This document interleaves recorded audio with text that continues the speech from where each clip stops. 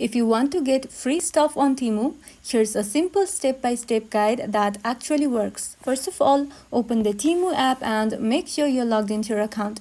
Now, in my case, I'm on a demo account, so I don't see all the options myself, but on your active account, you will see the full options. Now, tap on the U option at the bottom of the screen. After that, look for credit and free gift or similar wording. This is where all the free gift options appear. Now, tap on any of the free gift options you like. You can usually select up to 5 gifts at a time. Once you've picked your gifts, tap on Confirm.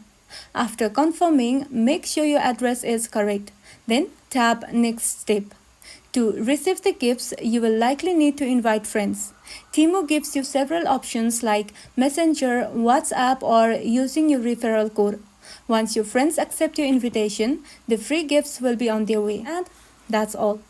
If this video was helpful, don't forget to like and subscribe for more of these videos, and thank you for watching.